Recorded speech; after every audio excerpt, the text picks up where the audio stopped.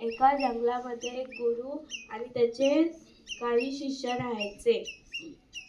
तेव्हा जेव्हा शिष्यांचे शिक्षण पूर्ण झाले तेव्हा गुरूंनी त्यांना त्यांच्या जवळ बोलवले आणि म्हणाले की तुम्ही आता तुमच्या पुढच्या आयुष्यासाठी तुम्ही काय संकल्प करणार आहात. तेव्हा त्याच्यातला एक जो होता तो म्हणाला की मी असा संकल्प करणार आहे की मी रोज सकाळचे उठून आंघोळ वगैरे करून देवपूजा दररोज करेन, असा मी संकल्प करेन. गुरुनी दुसऱ्याला बोलवले. तो म्हणाला की मी दररोज झाडांना पाणी घालेन. गुरुनी तिसऱ्याला बोलवले. तो म्हणाला की गुरुजी मी कुंभार आहे. मी रोज सकाळी गाढवाचे दर्शन घेईन आणि मडकी तयार करेन. तेव्हा त्यांनी संकल्प केल्याप्रमाणे दररोज त्यांचं काम करायचे. पहिला रोज सकाळी उठून आंघोळ करून देवपूजा करायचा.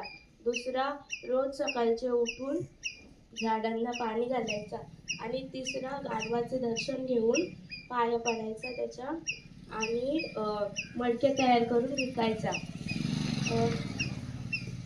थंडीमध्ये इतका हिवाळा होता की तो पहिला होता त्याला सकाळी लवकर उठून आंघोळ करायलाच नाही मिळाली. आंघोळ केली नाही म्हणून त्याची देवपूजा सुद्धा नाही झाली.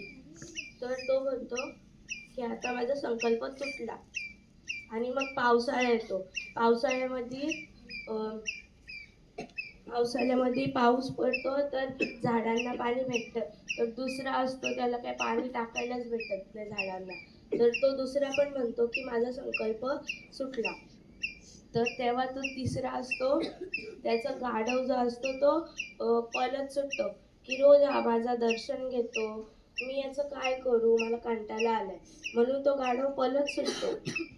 तेव्हा तो तिसरा जो असतो तो त्या गाढवाच्या मागेच फिरत असतो आणि तो एवढा फिरतो की गाढव सुद्धा दमून जातो. मग ते एका ब्रिजच्या बाजूला येतात. तेव्हा त्या ब्रिजच्या दरीच्या खाली ते काही चोर असतात तिथे. त्यांनी चोरून ठेवलेलं सामान सगळं त्या दरीच्या खाली ठेवलेले असते खोदून. तर तेव्हा त्या तिसऱ्याने गाढवाला बघितले आणि त्याचे दर्शन घेतले. तेवढ्यात गाढवाने खाली बघितले तर खाली काही चोर होते. तेव्हा त्या दोघांनाही काही समजले नाही. पण जेव्हा तो तिसरा जो होता तेव्हा त्याने त्या गाढवाचे दर्शन केले तेव्हा तो मोठमोठ्याने ओरडू लागला की पाहिले मी पाहिले सगळे असं तो जोरजोराने येऊ लागला. तेव्हा त्या चोरांना वाटले की त्यांनी आपलं सगळं सामान पाहिलं आहे. तेव्हा ते सगळे चोर पळून जातात आणि तेव्हा ते दरीच्या खाली येतात. तेव्हा त्यांना समजतं की इथे सगळं सोनं वगैरे आहे. मग ते तो जो तिसरा असतो तो सगळं सामान घेऊन तिथल्या राजाकडे जातो. तो राजा म्हणतो की तू एवढं सगळं सामान आणून दिलं आहेस आणि चोरांना पण पकडून दिलं आहेस म्हणून याच्यातला अर्धा वाटा तुझा आहे. तो म्हणतो की नको मला. पण राजा त्याला आग्रह करतो की याच्यात तुझा पण अर्धा वाटा आहे त्यामुळे तू घे.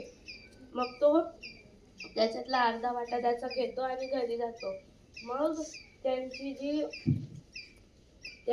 गुरुंनी त्यांना सांगितलेले की काही दिवसानंतर महिन्यानंतर तुम्ही मला भेटायला या.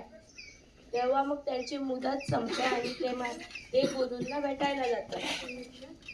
मग गुरु त्यांना विचारतात की तुमचा संकल्प कसा झाला.